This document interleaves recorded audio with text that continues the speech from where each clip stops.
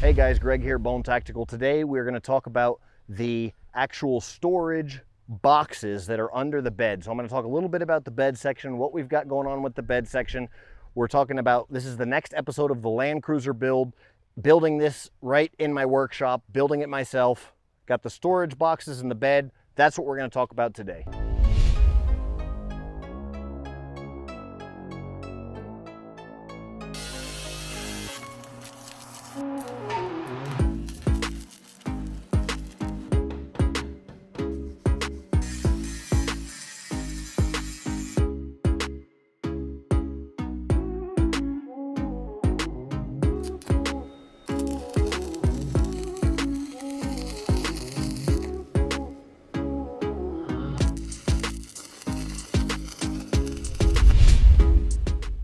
Okay, so the idea behind the storage boxes is preparedness, right? We all want stuff. We all want to have stuff when we need it. Well, this is the extreme version. I'm here in a third world country where I work a lot and operate a lot in various third world countries. And that's kind of how I've learned how to do something like this, how to set up a truck where you don't have any relief. You don't have anybody coming to save you. You don't have any other options, anything like that. And obviously the inspiration from my designs are that, and then just being an off-road enthusiast and having built several off-road rigs, and this is kind of just the epitome, and we're just going crazy with this thing and just building an epic rig. So with what we have with the tail and the bed section, we're still working on it, but I'll show you what we have right here. What we have right here is a very strong tube structure. I want to have the ability to use this because I got to work too. I got to carry stuff. Just the other day I had 3,000 pounds of stone on this bed with no problem. These barrels here behind me, you can see I'm working on a project. This is a container that I put together for extra storage for my, actually it's wood for knife making handles and all kinds of just raw materials and stuff like that for my products. There's fabric in there for my clothing line. But these boxes we filled with these giant rocks and then topped them off with concrete, the barrels, because it's I'm gonna actually jack that trailer up somehow. I think I'm gonna use the high lift jacks, put the barrels under there, and then build a trailer underneath it while it's jacked up so I can pull that trailer, so I can pull the container around with this truck. So that's gonna be cool. We'll see how that works out.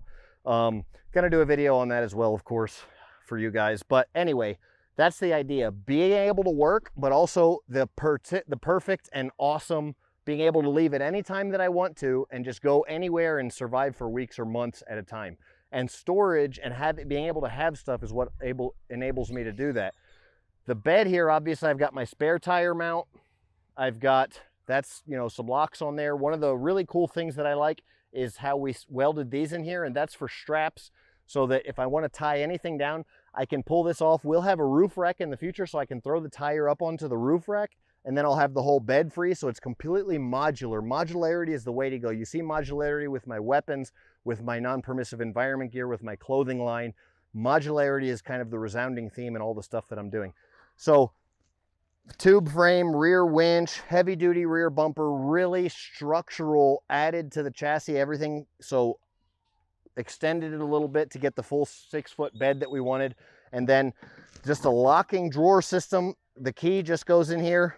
Regular key, got to have your bone breaker on the keychain, of course. This bone breaker is probably my favorite right now. That's pretty cool, right? But anyway, just regular, you can buy these pretty much anywhere. It's just a lock system. Very simple lock system, but it works. So I do recommend having locking. This is aluminum, so you can tell we've got the cutouts in here. We've got everything kind of as lightweight as possible, the minimum for super crazy strong structure, but then also you want it to be as lightweight as possible. So you got to be thinking, when you're adding all this stuff to your vehicle, it's going to get real heavy real fast. So you got to do it intelligently, and the best way to do it is to go with aluminum whenever possible. So this box is not structural. It's got the steel cage around it, but it's aluminum, so it's very light. I'm going to show you guys what we've got in here now. So these bags are all labeled, which is really cool. These bags are from LA Police Gear. I will put a link in the description below. I do believe the code is Bone Tactical. So use code Bone Tactical for 20% off, lapolicegear.com.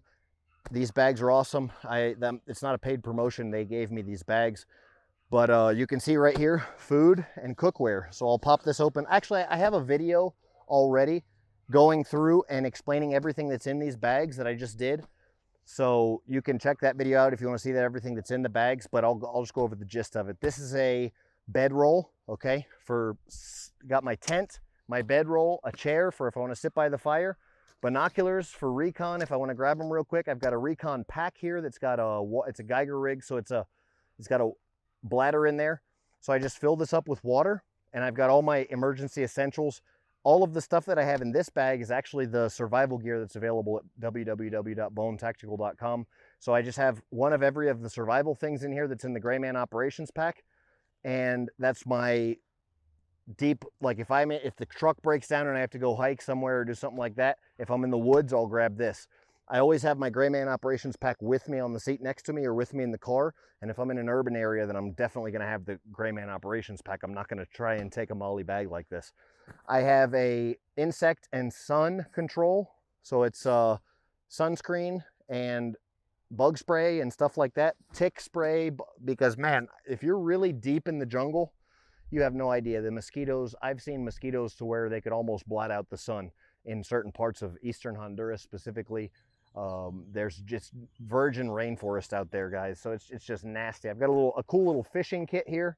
Got a medical kit here, tent, like I said, and that's pretty much it. So this is a campsite and recon here. So this is everything I would want for if I'm going to be staying extended for a period of time. Then I've got all the food and cookware.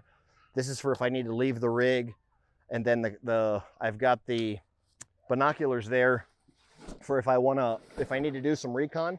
And then I've got the chair for if I'm just, having fun, making a campfire, camping. And then I want to, if I'm having fun camping and I want to have basically sit by the campfire type thing, just enjoy myself. So in here, in this other one, I've talked high lift all the time. High lift jack plate, so important. If the vehicle, this is more for if the vehicle goes down, if I need to work on the vehicle, if the vehicle gets stuck, something like that. I've got all my vehicle recovery gear, but this specifically is so important because the high lift jack is so important, but if it's muddy, the high lift jack will just push right into the ground. So you need to have that base plate, okay? It's like an elephant. They say that an elephant has really big feet, right? Well, if an elephant was wearing high heels, then it would have enough pressure to, it wouldn't be able to go anywhere. It would puncture through the sand. And think about it like the bone breaker, in a better way to think about it. If I just made this tool flat right here, it might do a little bit of damage.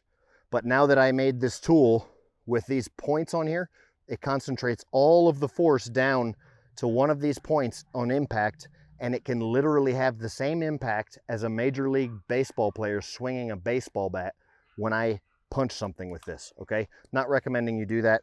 It's not a weapon. That's your disclaimer. But it's the same principle with this. You widen out the force over a greater area, and it doesn't allow penetration. It doesn't create as much force and as much point in a single point.